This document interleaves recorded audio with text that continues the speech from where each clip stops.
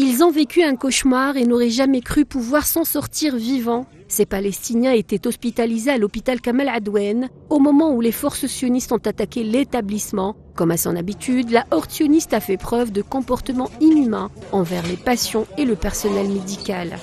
Alors que certains ont été obligés d'évacuer l'hôpital malgré leurs graves blessures, d'autres ont été déshabillés et laissés dans le froid avant d'être interrogés durant des heures.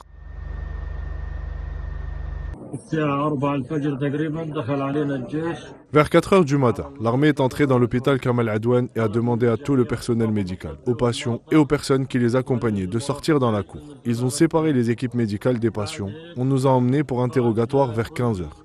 Ils nous ont déshabillés et nous ont laissés là jusqu'au coucher de soleil, sans personne pour nous aider. De temps à autre, un soldat venait nous insulter et nous cracher dessus. C'était horrible.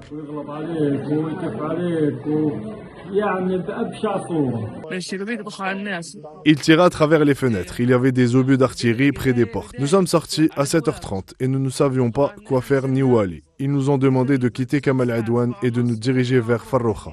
Pour y aller, il n'y a pas de route, juste du sable épais. Mon père devait sans cesse me sortir du sable dans lequel il est difficile de marcher avec une blessure.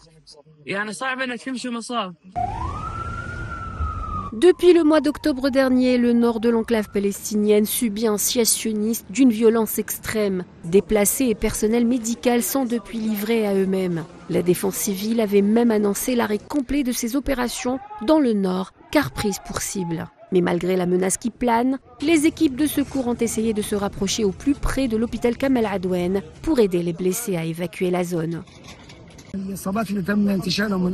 Les patients qui ont été évacués ont été détenus pour interrogatoire pendant 24 heures malgré leurs blessures. L'occupation ne s'est pas souciée du fait qu'ils étaient blessés et les a laissés dehors dans le froid pendant 24 heures. Ils ont été abandonnés au rond-point de Nezlah. En tant que secouristes, nous sommes arrivés au point le plus proche, malgré les dangers, et nous avons évacué un grand nombre de patients. Ce n'est pas la première fois que l'hôpital Kamal Adwan est la cible d'attaques sionistes. Depuis le début du génocide sioniste à Gaza, l'établissement est pris dans la tourmente. Il était justement le dernier grand hôpital opérationnel dans le gouvernorat du Nord, mais il est désormais hors service, selon l'OMS.